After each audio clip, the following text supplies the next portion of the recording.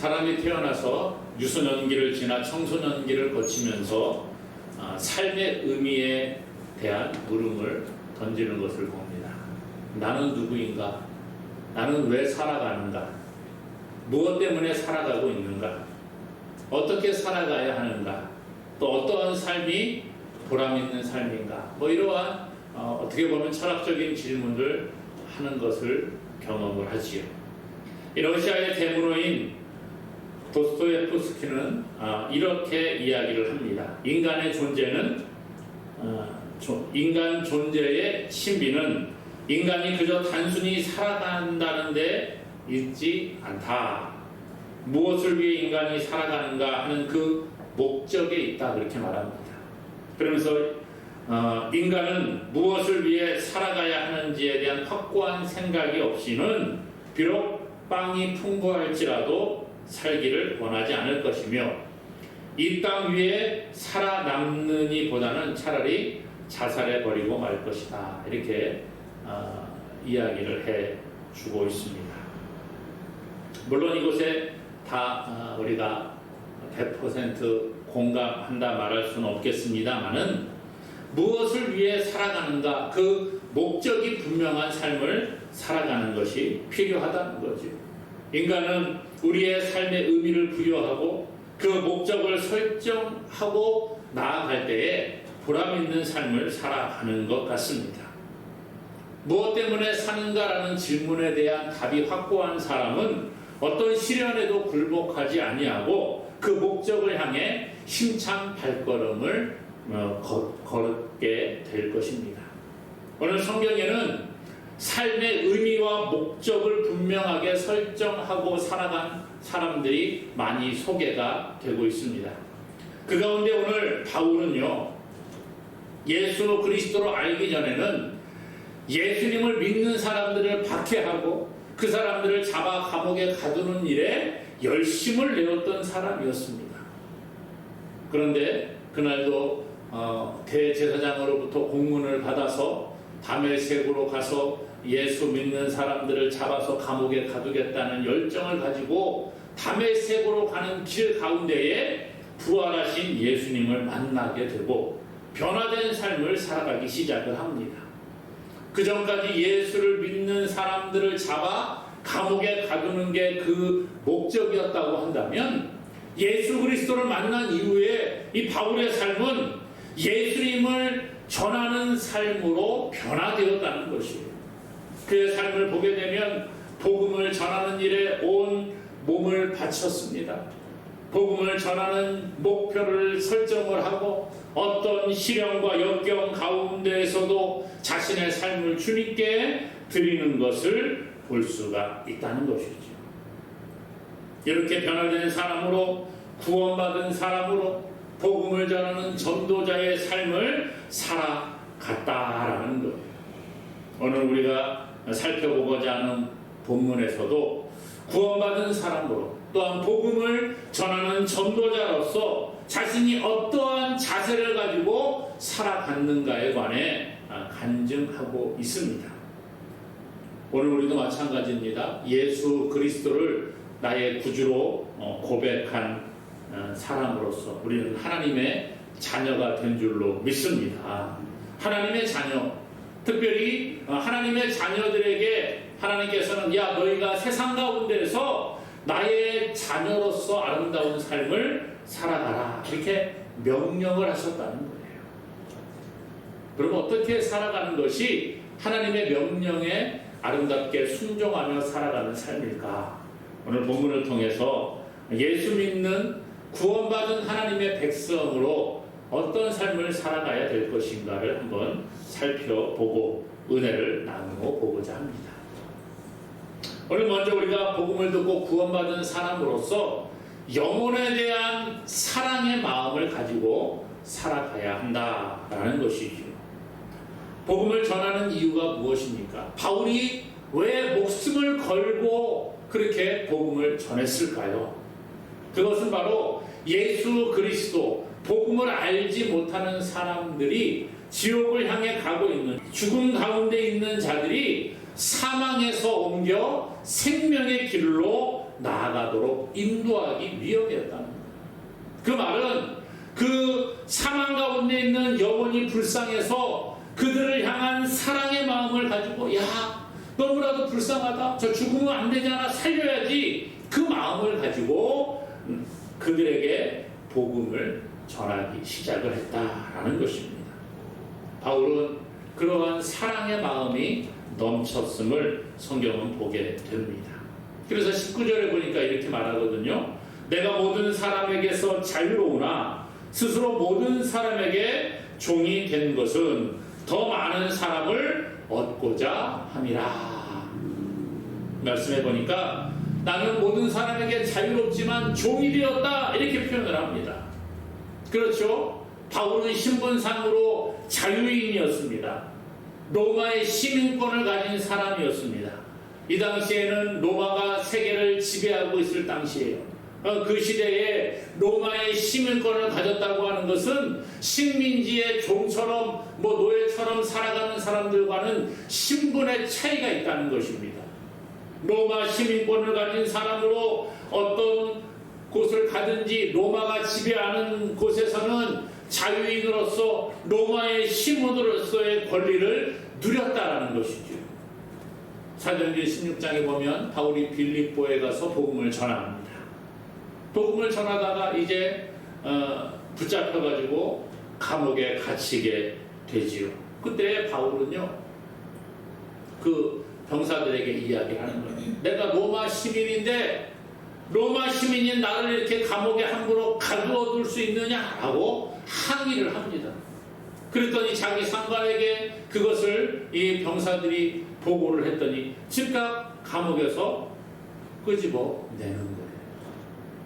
그만큼 로마의 시민권을 가졌다고 하는 것은 어마어마한 위치에 있음을 보여주지요. 그러므로 바울은요, 육신적으로는 로마의 시민권을 가진 자유인이었어요. 식민 지배하에 있는 그러한 사람들과는 전혀 차원이 다른 것이에요. 또한 영적으로도 그는 자유로운 사람, 자유인이었음을 우리가 보게 됩니다. 예수님을 알지 못하는 자는 죄의 종으로 살아갑니다. 성경은 그렇게 이야기를 해요. 너희가 본질상 하나님이 아닌 자들에게 종로로 타였다, 그렇게 말하죠. 그런데 예수 그리스도를 믿음으로 말미암아 우리가 하나님의 자녀가 되고 영적으로 우리는 더 이상 종이 아니라 하나님의 자녀의 삶을 살아가게 되는 줄로 믿습니다. 그래서 요한복음 1장 12절은 말하잖아요. 영접하는 자 곧 그 이름을 믿는 자들에게는 하나님의 자녀가 되는 권세를 주셨다. 이것이 복음이라는 거예요. 그러므로 오늘 바울은 육체적으로도 자유인이었고 영적으로도 하나님의 자녀로서 자유인이 되었습니다. 그런데 오늘 뭐라고 하느냐? 내가 모든 사람에게 자유롭지만 스스로 모든 사람에게 종이 되었다, 그렇게 말합니다. 육체적으로도 자유인이었고 영적으로도 자유를 누리는 사람이지만 자기는 복음 때문에 종노릇했다라는 것입니다. 복음을 전하기 위해서 자기의 권리를 포기하고 복음을 전하기 위해서 자기가 섬기는 자가 되었다는 거예요. 왜요? 그 영혼을 불쌍히 여기고 사랑하였기 때문이라는 거죠. 어떤 건물에 불이 났습니다. 그러면 그 불난 곳에 소방관이 들어가고 또 우리 가족이 있다고 해보세요. 내 목숨을 바쳐서라도 들어가서 구하려고 하지 않겠어요? 그 생명을 사랑하고 가족을 사랑하는 마음 때문에 불이 났어도 그 불을 향해 뛰어들어가는 거예요. 바울은 복음 때문에 권리를 포기하고 그 죽음 가운데 있는 영혼들을 사랑하는 마음을 가지고 복음을 전하는 일에 힘을 쏟았다는 것이죠. 예수님께서도 이 땅에 왜 오셨습니까? 오늘 죄와 죽음으로 사망 가운데 있는 저와 여러분들을 사랑하셔서 이 땅에 육신을 가지고 오셨다는 거예요. 예수님께서는 내가 온 것은 섬김을 받으려는 게 아니다, 섬기려고 왔다, 그렇게 말합니다. 많은 사람들의 대속물이 되기 위해서 내 목숨을 다 바쳐서라도 너희를 살리기 위해 왔다라고 분명하게 우리에게 밝혀주고 계시다는 거예요. 그러므로 오늘 우리는 예수 그리스도의 그 마음을 본받는 자가 되어야 합니다. 영혼을 사랑하고 하나님의 그 부르심이 무엇인가를 분명히 알고 나아가는 자가 되어야 합니다. 예수님을 따라 섬기는 자가 될 수 있기를 간절히 소망합니다. 그런데 참 그게 안 되잖아요. 남을 섬긴다고 하는 것은요, 자기 희생과 헌신이 있어야 됩니다. 예수님과 같이 자신을 내려놓고 포기함이 있어야 됩니다. 바울과 같이 자기가 자유롭지만 종이 되겠다는 마음을 가져야 된다는 거예요. 그런데 이게 얼마나 어려운지 아십니까? 여러분, 누군가를 섬기고 누군가보다 내가 더 낮은 자리에 들어간다고 하는 게 얼마나 어렵습니까? 쉽지 않습니다. 가정에서도 내가 왕이 되기를 원하지요. 서로가 서로에 대한 배려가 없다고 한다면 가정에서도 분란이 일어나는 거예요. 섬김이 없다고 한다면 안 되는 거죠. 부모는 자녀를 섬기고 자녀는 부모를 공경하는 그러한 모습이 있을 때 그 가정이 아름답게 성장하는 것입니다. 교회도 그렇죠. 내가 목사인데 그래도 좀 섬김을 받아야지 이런 마음 가지면 안 되잖아요. 내가 장로인데, 내가 권사인데, 내가 집사인데, 나는 새신자인데, 새가족인데 좀 섬김을 받아야지. 내가 할 게 뭐 있어. 니들이 나한테 그렇게 해줘야지.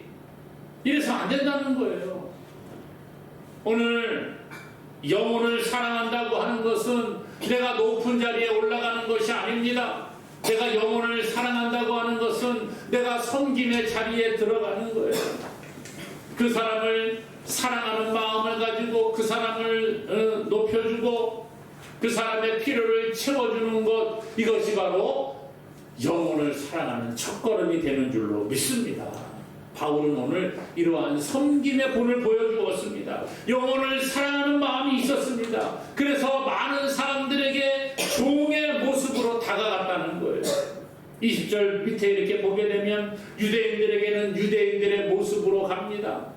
또 이방인들에게는 이방인의 모습으로 찾아갔다라고 고백을 하고 있습니다. 무슨 얘기입니까? 유대인들에게 복음을 전하기 위해서는 유대인들과 같은 모습으로 나아가서 복음을 전했다는 거예요. 그래서 20절 뒤에 보니까 율법 아래에 있지 아니하지만 율법 아래에 있는 자와 같이 내가 율법 아래에 있는 자들을 얻기 위해 그렇게 살아갔다. 그렇게 표현합니다. 이게 무슨 얘기일까요?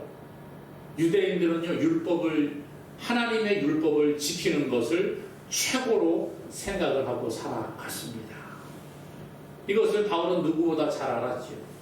바울은요, 유대인입니다. 혈통적으로 유대인이었고 베냐민 지파였습니다.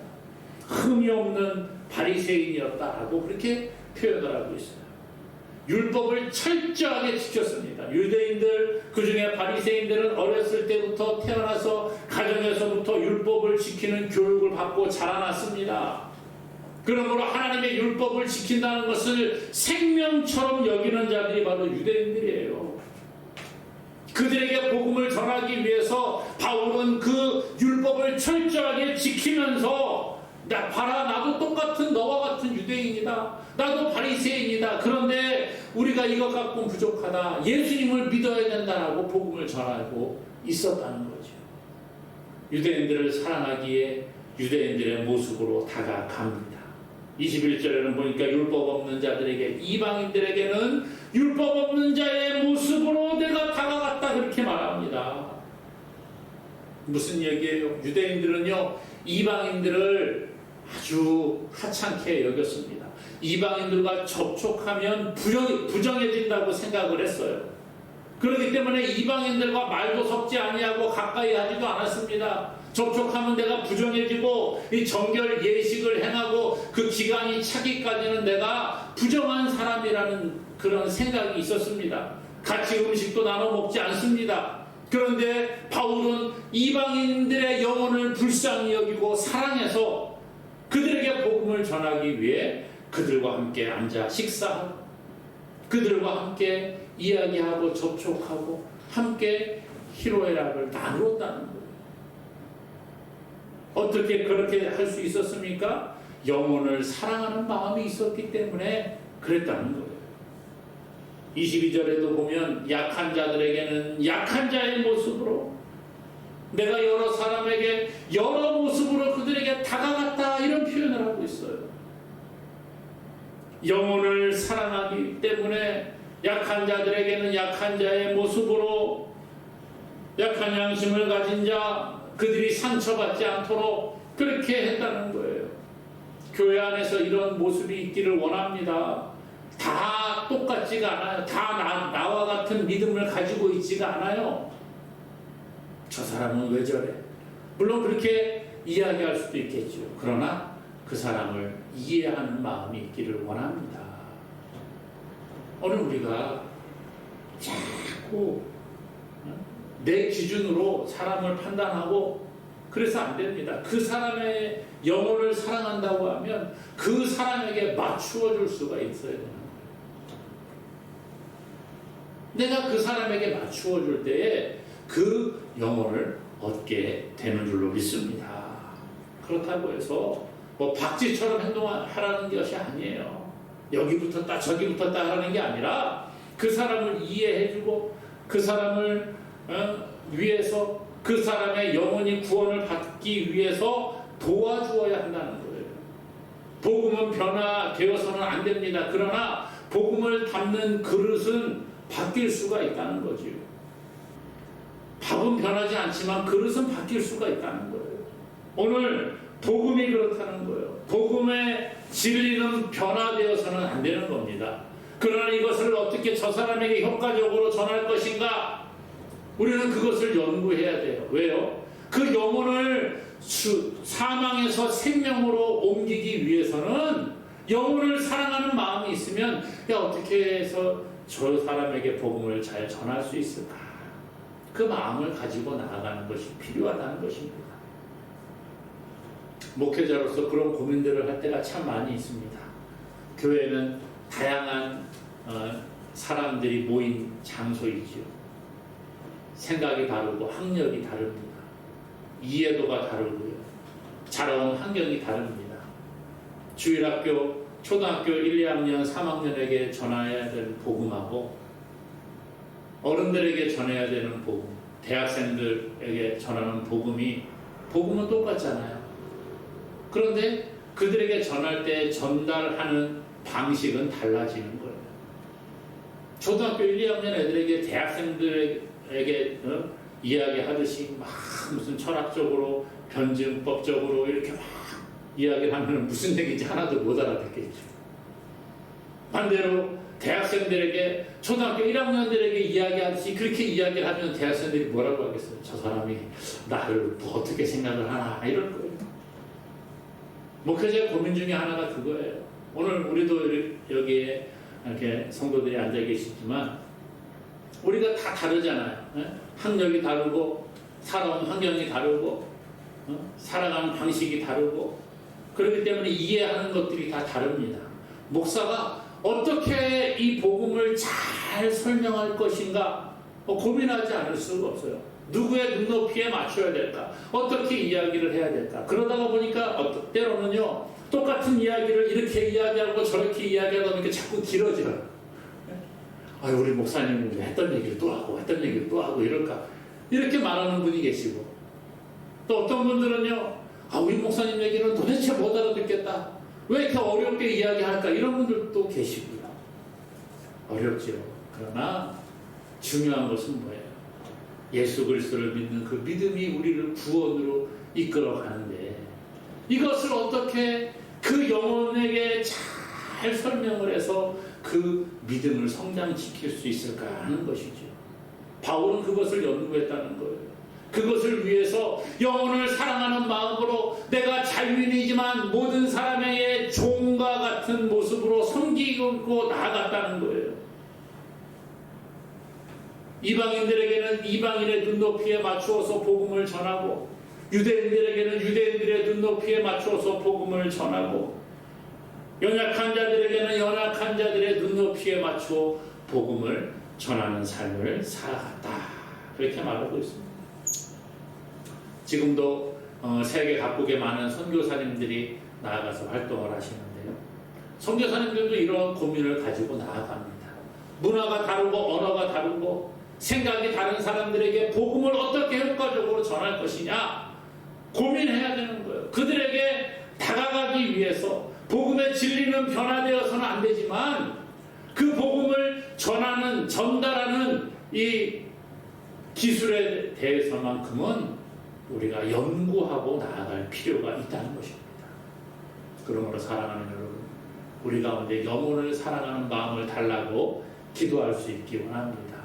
우리 열린비전교회 공동체 가운데에서도 서로가 서로를 사랑하고 위해주고 아껴주고 그 영혼을 사랑하는 마음으로 그 사람에게 다가갈 수 있는 저와 여러분 되기를 주님의 이름으로 축복합니다. 그래서 우리가 목표를 분명히 세우고 나아갈 필요가 있다는 거예요. 오늘 바울은 24절에 이렇게 말합니다. 운동장에서 다름질하는 자들이 다 달릴지라도 오직 상을 받는 사람은 한 사람인 줄을 너희가 알지 못하느냐. 너희도 상을 받도록 이와 같이 다름질하라.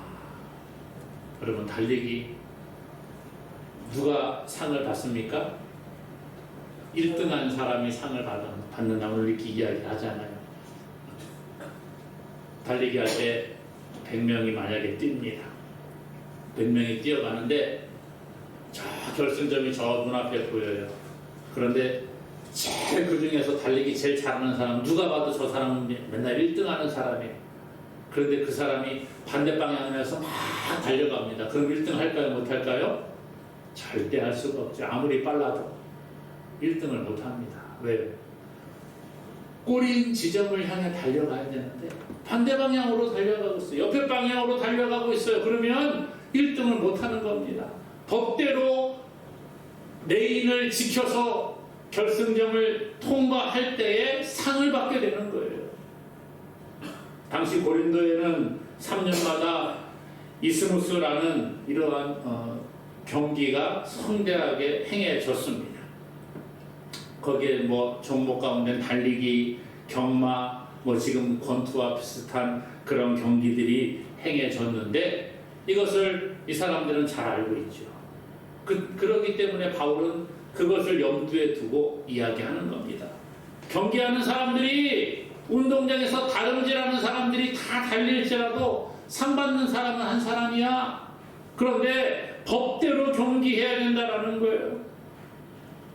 면류관을 받기 위해 그들이 열심히 목표를 향해 달려간다는 것입니다. 중요한 것은 뭐예요? 목표를 분명히 세워야 된다. 26절에 그러잖아요. 그러므로 나는 다름질하기를 향방 없는 것 같이 아니하고 싸우기를 허공을 치는 것 같이 아니하며 달리기 할 때에 방향을 분명하게 하고 가야지 방향 없이 그냥 아무렇게나 그렇게 가는 것이 아니다.